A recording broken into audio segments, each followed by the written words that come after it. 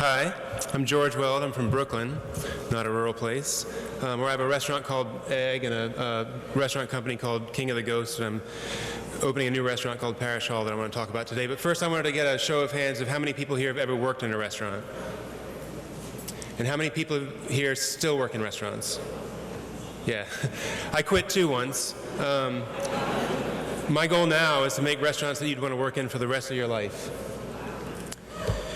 We all know that restaurants have a range of problems, from the way they treat their employees to the way they're funded and operated. People perceive them as high-risk businesses, but that risk isn't inherent in them.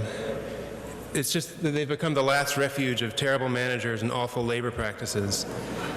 There's a different way to run restaurants, and if we're serious about changing the food system, we've got to get restaurants right. Thanks. Restaurants are too important for us to ignore. They're a major driver of our economy. Almost half the money that Americans spend on food gets spent in restaurants. What happens in restaurants affects almost everyone in this country directly. 130 million people eat out every day in restaurants. I bet most of us here have eaten out several times this week. Right now, there's 10 million people working in restaurants, which is 7 times as many people who serve in the entire armed forces. Imagine the effect we could have if we changed this industry from the dead-end one it is into the life-giving industry it could be.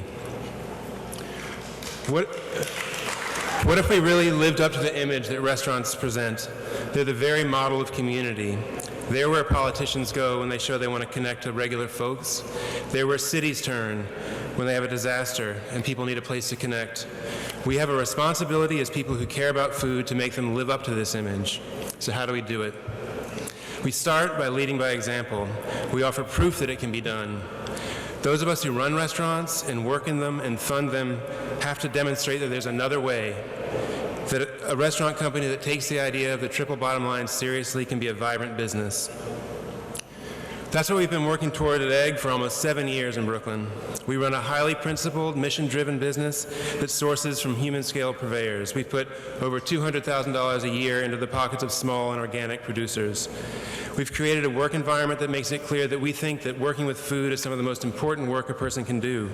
We pay our staff well and offer benefits to everyone, and we pack the house every day with people who love our food and love eating someplace where they can know the food was made by people who care. We've also started a small farm in upstate New York where we help in a tiny way to stimulate a rural economy. The farm supplies the restaurant with some of the crates of the best produce we've ever eaten, but it also gives our employees a chance to work with food from beginning to end, and it helps reduce the alienation between urban and rural that plagues the food economy.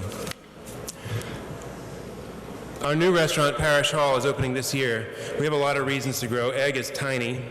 More room means more opportunities for our cooks and our servers, more capacity to develop the community and education programs we do, and better facilities to work with the amazing food we get.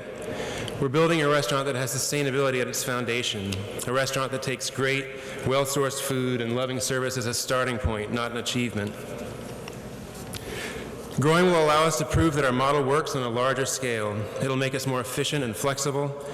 It'll make us more profitable, which will let us do more of the important work we're privileged to do, to develop our employees, to grow produce, to nurture community, and to educate students. We need about $500,000 to bring this vision to life.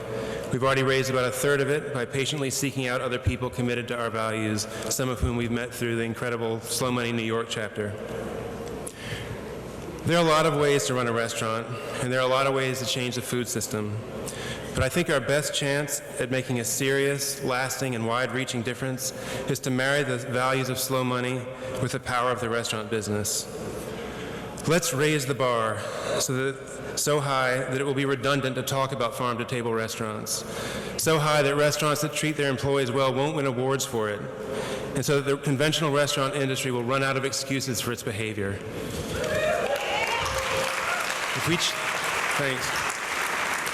If we can just change restaurants one by one, when we're done, we will truly change the world. Thanks.